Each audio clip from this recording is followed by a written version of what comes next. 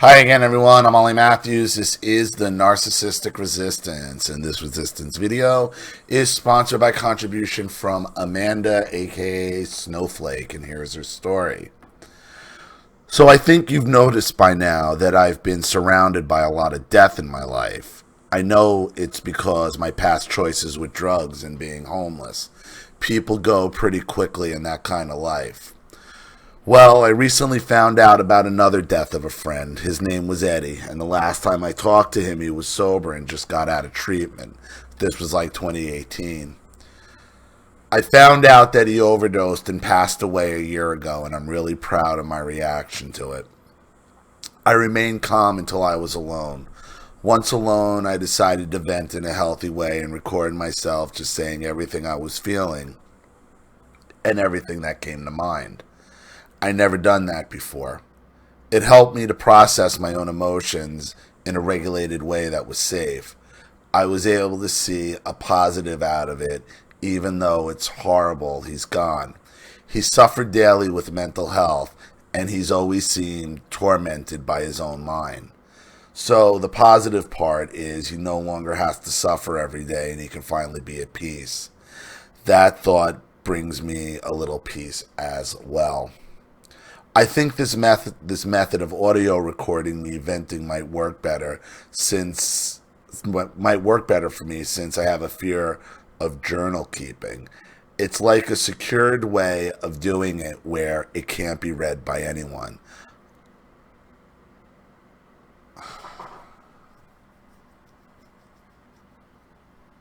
Huh. Also, still no contact. You can't imagine your emotions in a way that's healthy for you unless you remain no contact. The clarity is necessary to being to is necessary to being to live a normal life. Sorry. I think you tapped on something here, Amanda. Okay? Now, I was never into journaling. I guess this is my journal,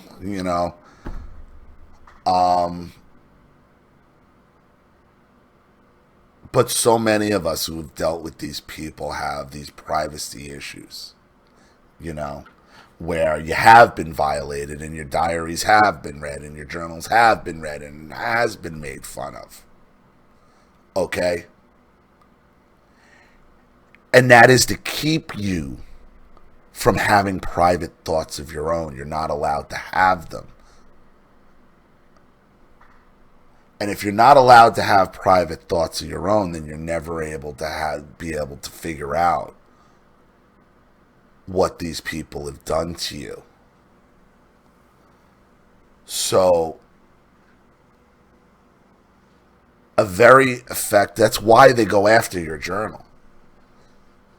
Understand that. That's why they go after your diary. That's why they go after your journal, because that's how they know what you're really thinking. That's how they know, am I getting away with this or not? That's how they know. And they want to keep you from being able to work. And they can see when they read your journal and they read your diary, they see you working all this out, and they don't want you to figure it out. So what do? They hold it up and they humiliate you with it. Why? Because it's what they're most afraid of. It's what they are most afraid of. Because not only does it expose their abuse, it gives you clarity in what they did.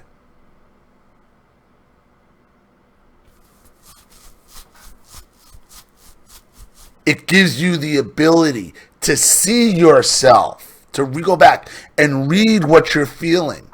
And now, on YouTube and with video and cameras, to see yourself, to see your video journal, to empathize with yourself. That's what they were trying to prevent in the first place, by reading your diary, by reading your journal, by invading your privacy.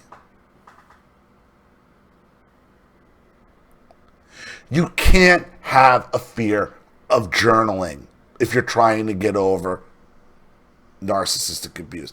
I've said this to you guys numerous times. Record yourself telling the story and watch your own reactions.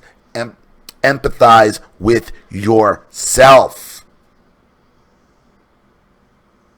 So many of you who used to journal and had diaries and had them violated, that was the point. That's why they did it. To prevent you from working it all out, to prevent you from realizing what they were doing, and to prevent you from exposing them. So what did they do early on? They use their they use what they fear against you. So, so Amanda's right. Okay? She has a long history with abuse and drugs and being around people on drugs. And this is something that could have been very easy. Oh, let me just go get high and stick a needle in my arm or smoke some meth or do. I think it was meth. Whatever it was bad. Or whatever it is, and whoever's watching's life, it's bad.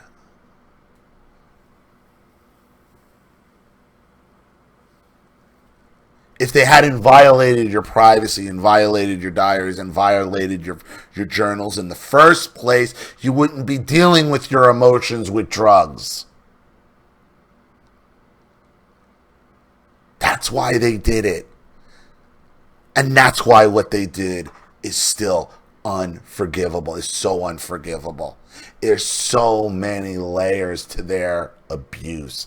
And when you step back and like a simple thing like writing out my thoughts or being able to speak into a microphone or on a camera just for your own privacy, you're afraid of it. That's the point. It's to prevent you from working out your life. So I hope that helps, and congratulations I'm sorry for your friend, but congratulations for at least dealing with it in a healthier way and realizing what your parents stole from you and stole from so many of us by invading your privacy, because it's in private. It's that where you're going to get that clarity that they're so afraid of. So thank you again for another contribution and story, Amanda. I really appreciate it. Thank you to everybody watching. Please leave any opinions or advice in the comment section below.